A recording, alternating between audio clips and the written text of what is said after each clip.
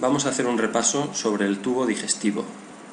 Aquí tenemos una visión general en la que de un solo golpe de vista podemos ver el aparato digestivo en su totalidad. Si lo vamos girando, observamos las posiciones reales que ocupan las diferentes estructuras en una situación bastante real.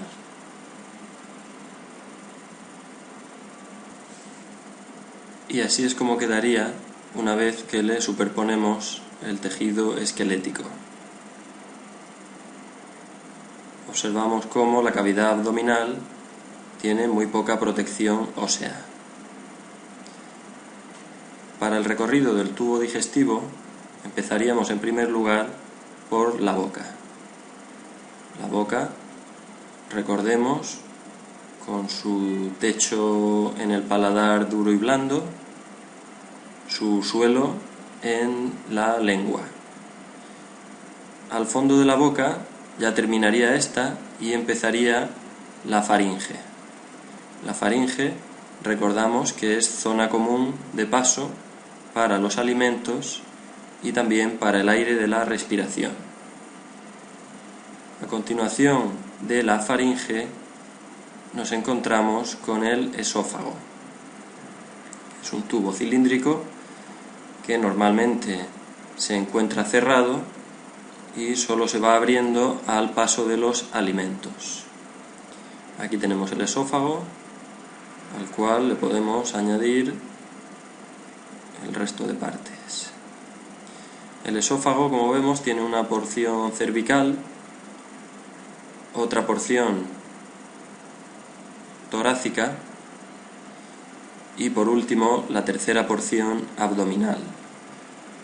El paso de porción torácica a abdominal debe producirse atravesando el diafragma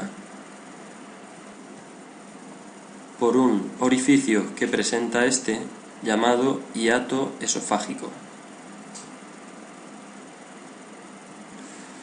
En su porción distal, el esófago va a unirse con el estómago y lo hace en la primera porción de este, que es un esfínter llamado cardias.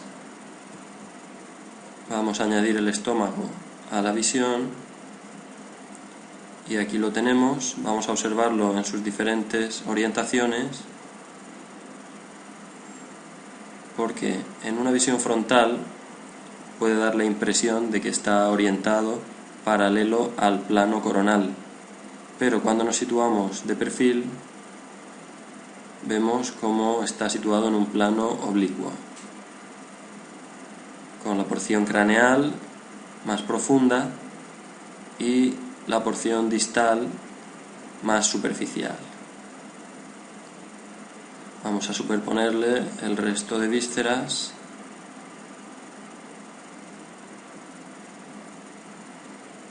y así nos quedaría. Recordamos, las partes del estómago van a ser ese esfínter de entrada llamado cardias, luego tenemos el fundus, que es donde se acumula el aire. A continuación tendríamos el cuerpo y por último el antro.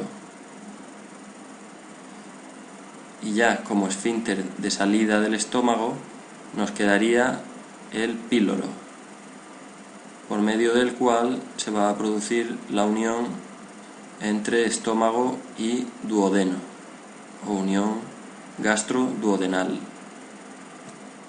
Antes de pasar al duodeno, repasamos rápidamente las partes del estómago. Hemos dicho cardias, fundus, cuerpo,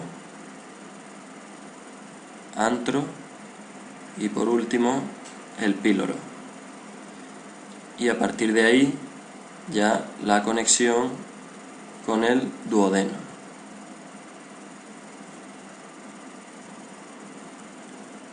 Añadimos el duodeno y lo observamos de la siguiente manera. Vamos a proyectar los diferentes planos de visión de un perfil del otro y el frontal.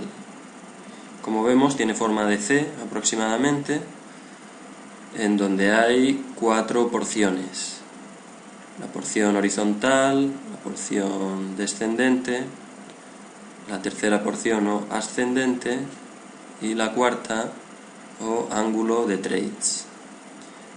Ahora las vamos a ver una por una. Porción horizontal, descendente, que recordamos que es la zona donde va a desembocar el colédoco. A continuación, la ascendente y por último aquella en la que se viene a proyectar hacia adelante, que es lo que llamamos flexura duodeno-yeyunal o ángulo de Threads.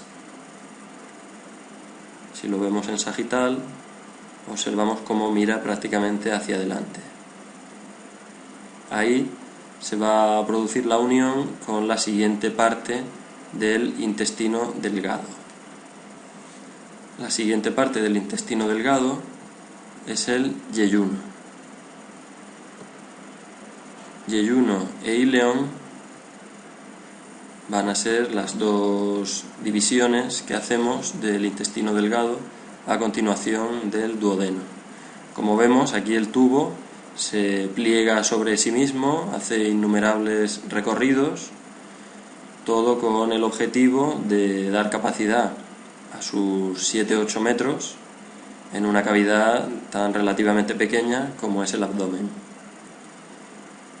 Yeyuno, íleon.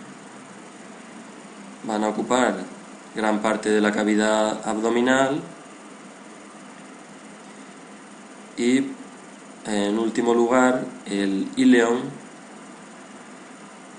va a concluir en su unión con el intestino grueso por medio de la válvula ileocecal, donde se une el íleon con el ciego. El ciego sería la primera parte del intestino grueso. Así pues, el intestino delgado se va a unir con el intestino grueso.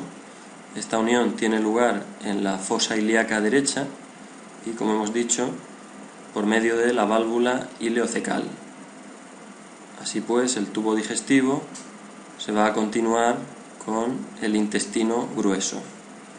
Aquí tenemos una visión general del intestino grueso. Si lo ponemos en diferentes perspectivas, vemos la posición real de cada una de las partes.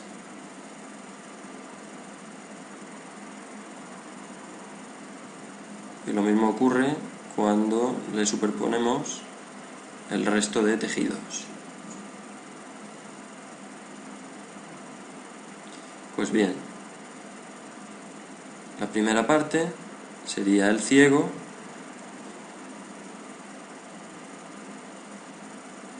A continuación tendríamos el colon ascendente.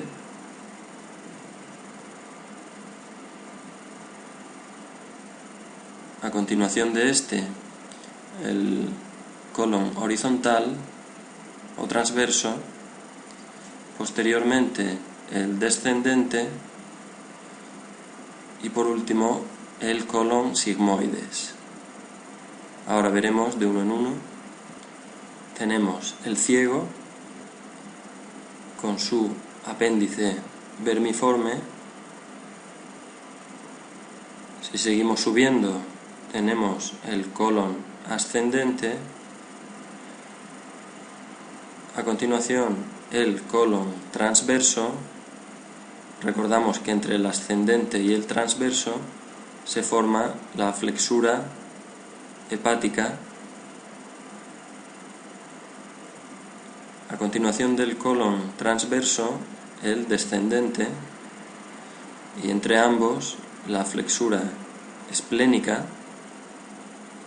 El bazo es el que le da nombre a esta flexura. A continuación del descendente, el intestino grueso o colon hace una curvatura en forma parecida a una S recibe el nombre de colon sigmoides, se va introduciendo en la cavidad pélvica y se va a continuar con el recto, que es la última porción del tubo digestivo. Volvemos a la visión global del intestino grueso, donde ya vemos el ciego, el colon ascendente, el transverso, el descendente, el sigmoides y el recto. Y de nuevo la visión global, en la que vemos todas las estructuras que hemos ido nombrando.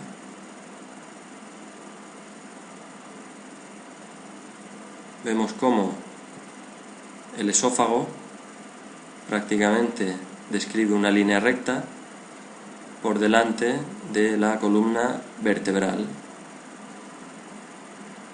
Y vemos también cómo la parte más posterior, más posteriorizada del intestino sería el recto.